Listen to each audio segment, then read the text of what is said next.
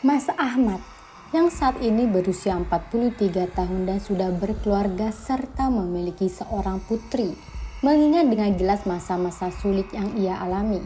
Saat itu, ia dan istrinya baru menikah. Ketika menikah, usianya sekitar 25 tahun. Dan seperti kebanyakan pasangan muda, mereka menghadapi banyak cobaan di awal kehidupan rumah tangga. Salah satu cobaan terbesar terjadi ketika istrinya mengandung anak pertama mereka. Namun Mas Ahmad belum memiliki pekerjaan. Situasi ini membuatnya kebingungan dan tertekan. Apalagi istrinya saat itu sudah bekerja di pabrik rokok kretek dalam kondisi hamil. Sementara Mas Ahmad masih menganggur. Ia seringkali merenung, memikirkan bagaimana ia harus bertanggung jawab sebagai suami dan ayah. Terlebih ketika orang-orang di sekitarnya, termasuk mertuanya, mulai mempertanyakan masa depannya. Namun dengan ketabahan ia terus mencari jalan untuk memperbaiki keadaan. Setelah anak pertamanya lahir, perlahan perubahan mulai terjadi. Sekitar 2 bulan setelah kelahiran putri mereka, Mas Ahmad mendapatkan pekerjaan. Ada seorang pengusaha rokok yang baru merintis sebuah kretek di daerah Malang dan membutuhkan tenaga untuk membantu produksi dan penjualan. Mas Ahmad diterima bekerja sebagai seorang sales di perusahaan tersebut.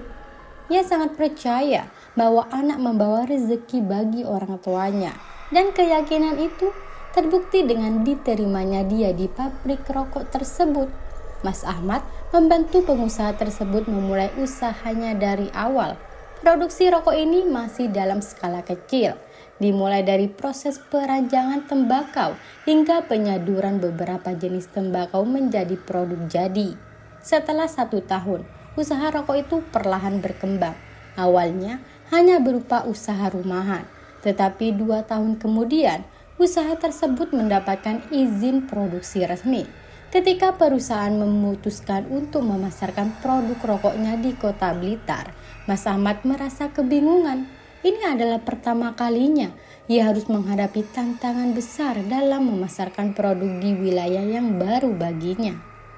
Ahmad mendekatkan wajahnya lebih dekat ke bapak-bapak yang duduk jongkok di pos ronda tersebut. Berpikir mungkin bapak itu sudah sepuh dan pendengarannya kurang baik. Dengan sopan, dia mengulangi pertanyaan dalam bahasa Jawa halus. "Pak, nuwun sewu, kula ngaturaken. Punama niki jalur engkang leres kangge ngater dhateng dalan ageng." Namun, bapak itu tetap diam. Tidak ada respon sama sekali. Hanya diam dalam posisi yang sama. Sarungnya terus dipeluk erat di sekujur tubuhnya. Ahmad mulai merasa ada yang tidak beres. Apalagi bau bunga kenanga yang menyengat tadi masih terasa kuat, bahkan semakin pekat. Ahmad pun mulai merasa jantungnya berdegup lebih kencang.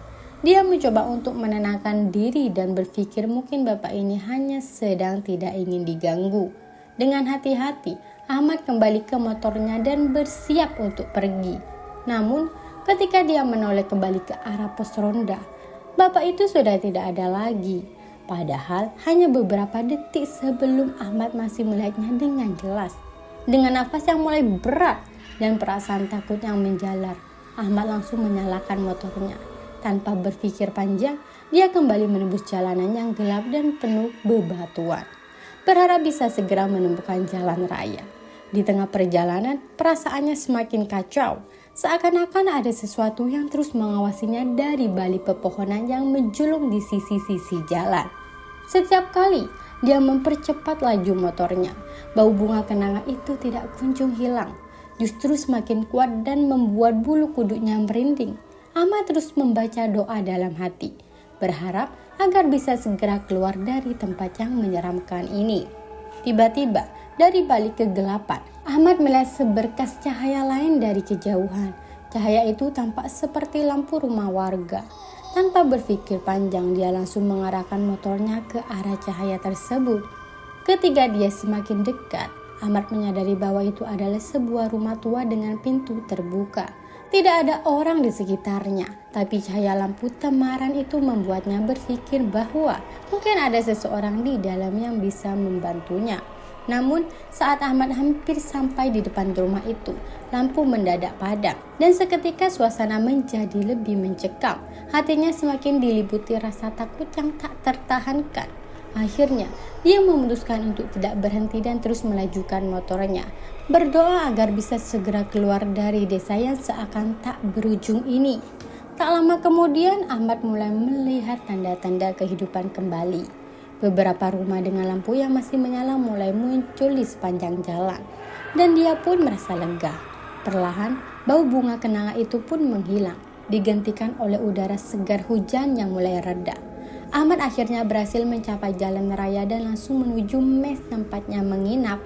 Sesampainya di mes, tubuhnya masih bergetar dan dia terus memikirkan kejadian aneh yang baru saja dialaminya. Ahmad merasa seakan telah melewati sebuah dunia lain. Sebuah desa yang bukan sembarang desa. Bau bunga kenanga dan sosok bapak-bapak di pos ronda itu terus terbayang di pikirannya. Malam itu, Ahmad tidak bisa tidur, teringat akan misteri yang dia hadapi di perjalanan pulang tadi. Keesokan harinya, ketika dia menceritakan pengalamannya kepada rekan-rekannya di mes, mereka hanya saling pandang dengan wajah pucat. Salah seorang rekannya yang asli Blitar memberitahunya, "Mas, daerah yang kamu lewati semalam itu memang dikenal angker. Orang-orang sini sering cerita kalau ada yang tersesat di sana dan mencium bau bunga kenanga. Biasanya itu pertanda buruk. Ada yang bilang itu adalah gerbang menuju alam lain." Ahmad merinding mendengar cerita itu. Dan sejak saat itu dia selalu lebih berhati-hati saat bekerja di Blitar, terutama ketika harus melalui jalan-jalan pedesaan yang terpencil. Melihat sosok bapak-bapak itu, Ahmad merasa sedikit lega setelah berputar-putar di jalan yang selalu berulang kali. Namun sesuatu terasa aneh. Bapak-bapak tersebut berdiri di tepi jalan dengan posisi sedikit membungkuk, mengenakan pakaian lusuh dengan topi caping. Ahmad mendekat dan menyapa dengan sopan. "Pak, permisi, apa benar ini jalan menuju toko di bawah sana?" Bapak itu tidak menjawab langsung, hanya menggerakkan kepala pelan-pelan seperti memberi isyarat. Tapi Ahmad tidak yakin apa maksud gerakan itu. Apa tanda iya atau sebaliknya? Perasaan cemas mulai menghantui Ahmad lagi, tapi dia mencoba untuk tetap tenang. "Pak, ini jalannya benar?" tanyanya sekali lagi sambil berusaha tersenyum. Tiba-tiba tanpa suara, bapak itu menggerakkan kepala lebih cepat, semakin cepat, hingga gerakannya tidak wajar. Ahmad merasa merinding. Ia teringat kejadian sebelumnya, di mana sosok aneh melayang tanpa tangan dan kaki. Seketika, pikiran buruk membanjiri benaknya. Ahmad mengambil keputusan cepat. "Oh, matur nuwun, Pak," ucapnya sambil menyalakan motor. Tanpa menunggu reaksi lebih lanjut, ia segera melajukan motornya dengan cepat, tidak peduli kemana arahnya, asalkan keluar dari situasi yang semakin mencekam. Namun, tak berapa lama kemudian, perasaan deja-vu kembali menghampirinya. Pohon-pohon di sekitarnya, jalan kecil berdebu, dan makam di sebelah kanan tampak akrab. Ahmad menyadari bahwa dia lagi-lagi melewati tempat yang sama. Waktu seakan berputar di lokasi itu. "Ya Allah," desisnya, mengucapkan doa dan berharap bisa keluar dari lingkaran aneh ini. Tepat saat itu, di kejauhan, Ahmad melihat bayangan hitam besar yang bergerak mendekat dengan cepat. Bayangan itu berbentuk seperti manusia, namun terlalu besar dan bergerak dalam diam. Ahmad semakin panik. Dia memutar motor dan tancap gas sekuat tenaga, berharap bisa lari dari semua keanehan yang terus memburu. Saat motornya melaju kencang, tiba-tiba suara azan yang tadi terdengar samar kini semakin keras dan jelas. Ahmad langsung tersadar, hatinya bergetar. Ia menghentikan motornya, melepaskan helm, dan berusaha merasakan kedamaian dari lantunan azan itu.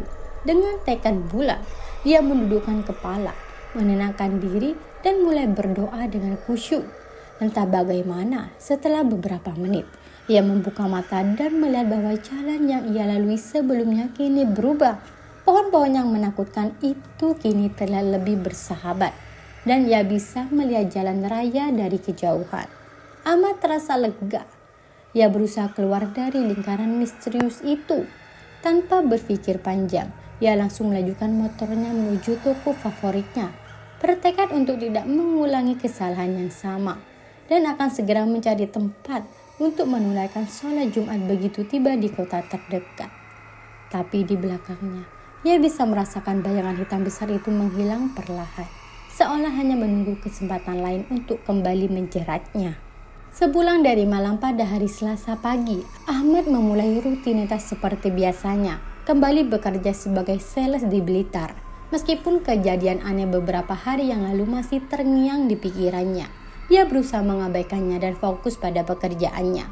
Namun, setiap kali dia melewati jalan yang sama, bayangan pertemuan dengan bapak-bapak misterius itu selalu menghantui benaknya. Pada suatu ketika, Ahmad kembali melewati rute yang sama untuk menuju toko favoritnya. Namun kali ini, suasananya terasa berbeda. Dia merasakan keheningan yang tidak biasa dan udara seolah lebih dingin dari biasanya. Saat dia mendekati lokasi di mana dia pernah bertemu sosok bapak-bapak misterius itu, dia berharap tidak ada kejadian aneh lagi. Tiba-tiba di tengah jalan, Ahmad melihat sosok seorang yang berdiri di pinggir jalan dengan wajah yang tampak akrab. Jantungnya berdegup kencang. Ternyata itu hanya seorang petani biasa yang sedang berjalan pulang dari ladang. Ahmad menarik nafas lega, namun perasaan was-was tetap ada. Setelah sampai di toko favoritnya, Ahmad merenung kembali. Sosok bapak-bapak yang dulu ditemuinya bukan hanya memberikan nasihat bijak tentang meninggalkan kewajiban sholat, tetapi juga seperti memberikan pelajaran yang lebih dalam tentang hidup. Ahmad mulai merasa ada yang sesuatu lebih besar di balik pertemuan itu. Sesuatu yang mengajaknya untuk merenung lebih dalam tentang prioritas hidupnya. Hari-hari berikutnya, Ahmad mulai sering memikirkan tentang hal-hal spiritual, terutama tentang kewajiban agama dan makna hidupnya. Setiap kali dia melewati rute yang dulu membuatnya tersesat, dia mengingat kembali nasihat bapak-bapak misterius itu. Namun, hingga hari ini, sosok bapak tersebut tidak pernah muncul lagi. Ahmad hanya bisa bertanya-tanya, apakah itu manusia biasa atau mungkin sosok gaib yang dikirim untuk memberinya pelajaran hidup. Di akhir cerita, Ahmad tidak pernah lagi menyepelekan kewajiban sholat Jumat, dan pengalaman anehnya itu menjadi titik balik penting dalam hidupnya, membuatnya lebih berhati-hati dalam menjalani setiap langkah kehidupan. Cerita yang dibagikan oleh Ahmad menggambarkan pengalaman mistis yang ia alami di perjalanan menuju Malang. Tepatnya setelah singgah di Bendungan Karangkates.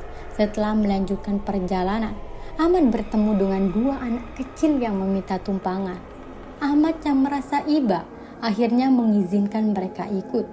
Sepanjang perjalanan, Ahmad mendengarkan percakapan antara kakak dan adik tersebut tentang pengalaman mengamen mereka yang membuatnya tersenyum.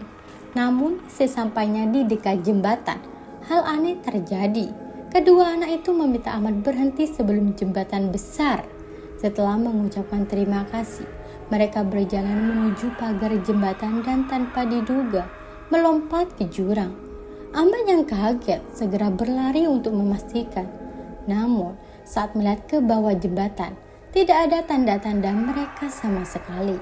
Kejadian itu membuat Ahmad merinding dan segera tancap gas melanjutkan perjalanan ke rumah. Sepanjang perjalanan, Ahmad merenung dan berpikir, mungkin saja anak-anak itu bukan manusia.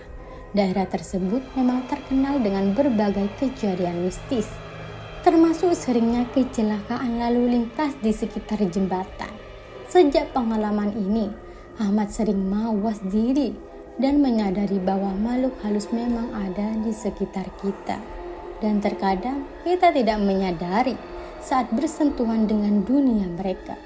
Cerita ini yang telah memberikan Ahmad kesempatan bekerja dan membimbingnya untuk menjadi pribadi yang lebih dewasa dalam menjalani hidup.